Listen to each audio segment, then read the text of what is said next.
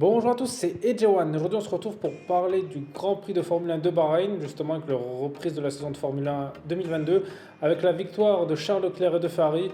Voilà, ça faisait des années que Ferrari n'avait plus gagné et qui sont enfin redevenus au top niveau. Donc voilà, je pense que c'est très bien pour Ferrari qui, après des années de galère, retrouve enfin la place justement qu'il méritait, à savoir le haut du classement. Ça montre bien que leur travail a vraiment payé parce qu'ils ont eu beaucoup d'années de galère, ils ont vraiment travaillé pour améliorer leur voiture qui était vraiment très loin en performance. Et là, ils redeviennent vraiment sur le devant de la semaine. Et là, ils redeviennent sur le devant de la scène avec une belle victoire. Voilà, ils ont vraiment dominé ce week-end. C'est vraiment pas une victoire volée, ils ont gagné sans concession. Verstappen a tenté d'affronter Leclerc, mais Leclerc était un niveau au-dessus. Et en plus, ils ont réussi le doublé Ferrari, donc c'est quand même un exploit. Et avant de revenir en détail sur cette course, je vous laisse découvrir le classement.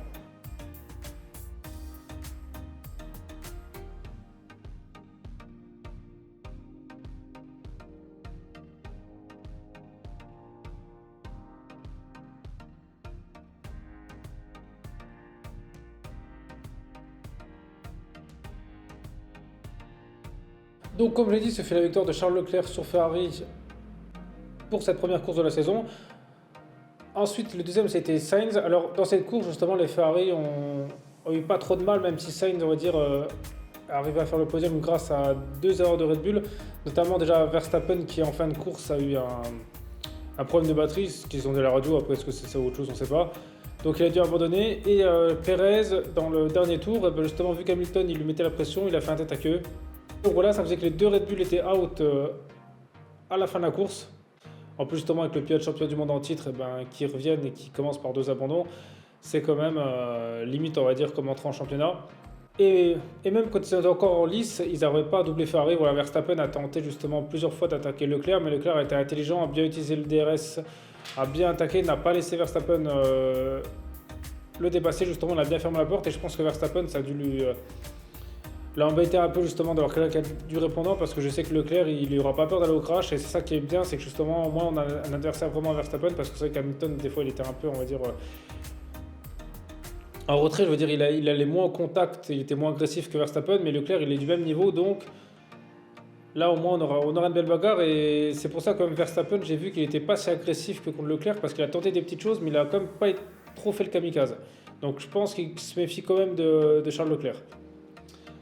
Alors, Carlos Sainz était deuxième, alors c'est vrai que dans l'ensemble, mais avant la voiture de sécurité, il n'était pas si bien que ça, c'est-à-dire que, bon, il était troisième, mais il était quand même à plus de 10 secondes de Leclerc, donc c'est quand même pas exceptionnel avec la même voiture. Voilà, ça montre que le niveau pour l'instant va plus vers Leclerc. Après, on va voir au fil de la saison comment ça va s'évoluer, parce que c'est que l'année dernière, c'était un peu comme ça. Des fois, Leclerc était largement devant, après c'était Sainz, donc à voir, ça va être intéressant justement comment la saison va évoluer. Mais bon, je pense que Leclerc a montré qu'il fallait compter sur lui dans les grands rendez-vous. Je pense que Leclerc est comme un niveau au-dessus.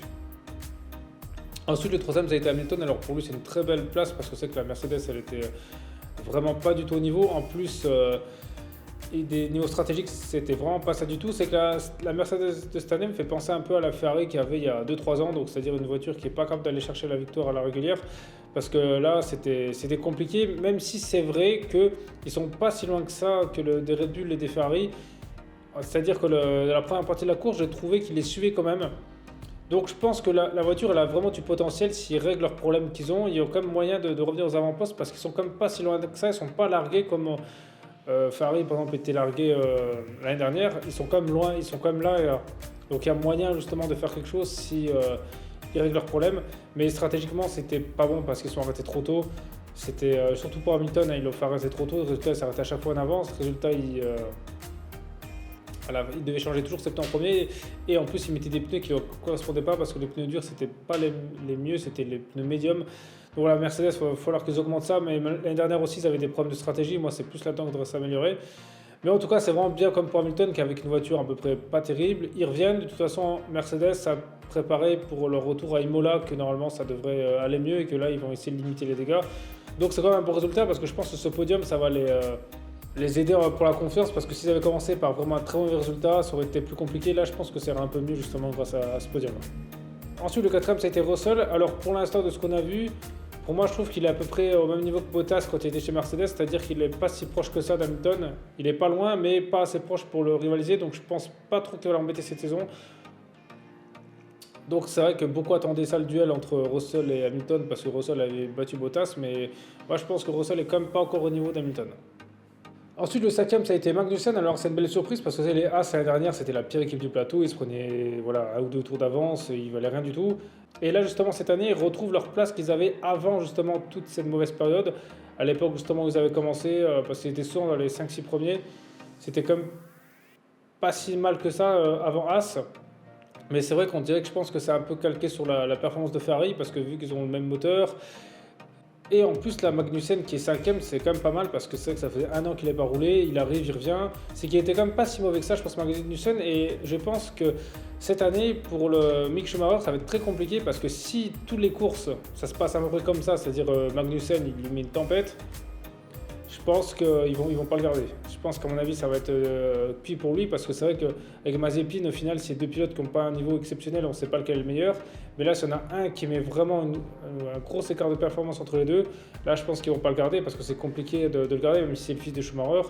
Au final, s'il ne fait pas les performances, ça va être compliqué, je pense, pour lui de. Mais en tout cas, à mon avis, peut-être qu'il restera chez As, mais ça peut lui compliquer son avenir de venir un jour chez Ferrari. Ensuite, le sixième, c'est Bottas. Alors là, c'est comme marrant de dire ça parce qu'en fait, l'année dernière, c'était la même chose, mais avec une Mercedes. Là, c'est qu'une Alfa Romeo. Donc, à croire, c'est sa place. Donc, c'est même un peu dommage que justement qu'il fasse les mêmes choses avec l'Alfa que la Mercedes parce que ça montre qu'avec la Mercedes, ils ne se donnaient pas à fond.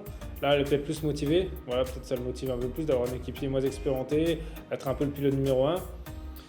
Je trouve juste ça dommage pour Raikkonen, que c'est dommage qu'il est parti justement un an trop tôt parce que ça aurait été bien justement là qu'il aurait une voiture un peu plus compétitive parce qu'avec la voiture qu'il avait, il ne pouvait pas faire grand chose. Malheureusement, je pense que Raikkonen a été chez Alfa Romeo, malheureusement pas à la bonne époque parce que là ça aurait été bien justement de le voir dans une équipe compétitive, ce que ça aurait pu faire parce que sixième, ça montre quand même que s'il y a des problèmes devant, il y a moyen de se rapprocher des podiums. À mon avis, ils sont pas si loin que ça.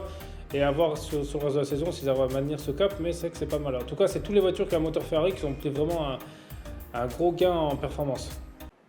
Ensuite, le septième, ça a été Ocon. Alors là, ça montre que les Alpines, ils n'ont pas régressé, mais ils n'ont pas progressé, mais ils ont quand même un peu progressé parce qu'ils se retrouvent toujours au même milieu. Donc c'est quand même pas si mal que ça leur performance parce qu'il y a des équipes comme McLaren qui sont passées complètement en travers, qui sont l'année dernière, Aston Martin pareil, alors qu'eux, ils étaient à peu près au même niveau l'année dernière. Et bien là, moi, ils se battent toujours pour la même place. Ça montre qu'ils sont comme sur la bonne ligne.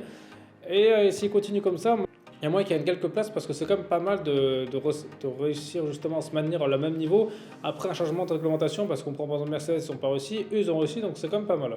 En vrai, c'est pas si mal que ça. Et je pense qu'Ocon est quand même mieux qu'Alonso. Maintenant, Alonso, peut-être c'est l'âge qui commence à accuser le coup, mais je pense qu'Ocon est vraiment meilleur qu'Alonso parce que là il a encore démontré, l'année dernière il a gagné.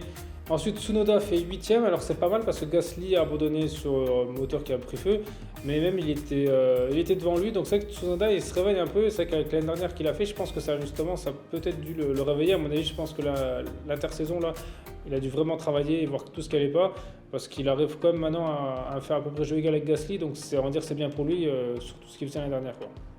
Le 9ème, Alonso.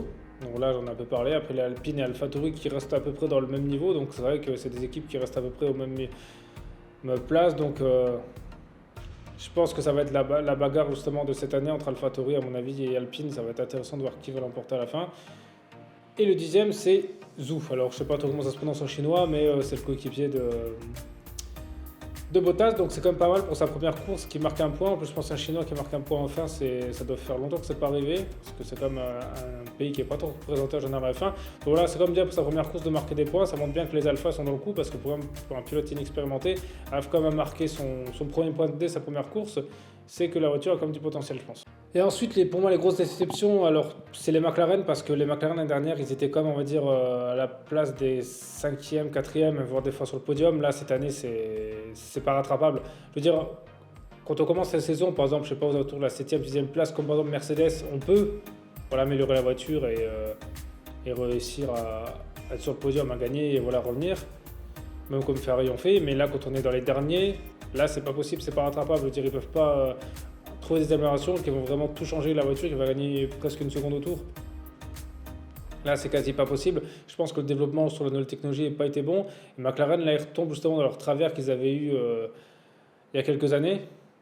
Quand Alonso, justement, est arrivé, quand ils avaient pris le moteur Honda, là, c'était vraiment du même niveau. Et là, je pense que c'est compliqué comme pour McLaren parce que c'est quand même un grand nom. Ils ont quand même des pilotes qui sont bons, Norris et Ricardo, avec une voiture qui vaut ce qu'elle vaut.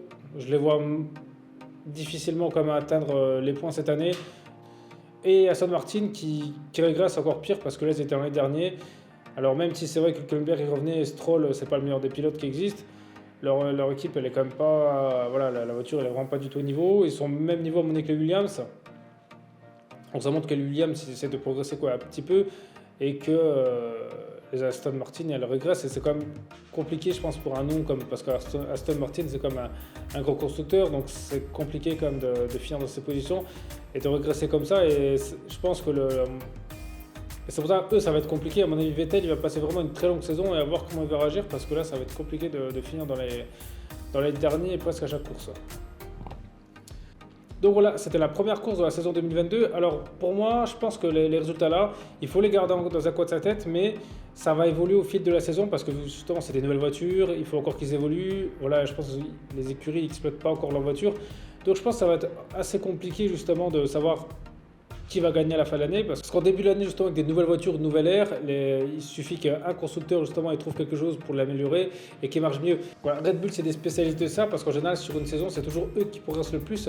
On prend par exemple l'année dernière, au début, ils faisaient à peu près jouer égal avec Mercedes et après, ils sont vraiment détachés. Donc je pense que les Red Bull, ils vont être compliqués à battre. Mais bon, Ferrari, à mon avis, le fait de pouvoir regagner, ça va les remotiver et je pense qu'il y a moyen vraiment que Ferrari ils regagnent encore et à voir ce que Mercedes va faire parce que c'est que Mercedes, s'ils règlent leurs petits problèmes qu'ils ont, il y a moyen vraiment qu'ils reviennent parce qu'ils sont vraiment pas loin, ils sont en dessous mais ils sont pas loin.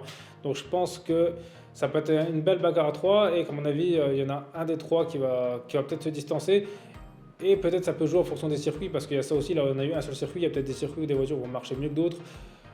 Donc ça va être intéressant. C'est pour ça que là, comme Leclerc il a dit, on ne peut pas trop s'enflammer parce que sur la première course de nouvelle génération, on ne peut pas savoir qui va gagner. C'est toujours compliqué. Je pense que cette saison elle va être intéressante à mon avis et on verra assez vite justement qui va se détacher. Donc voilà, après vous justement dites dans les commentaires ce que vous avez pensé de cette première course, voilà ce que vous pensez vraiment des nouvelles voitures. Et sinon merci à tous d'avoir regardé cette vidéo, c'était AJ1, on se retrouve très vite pour une prochaine vidéo.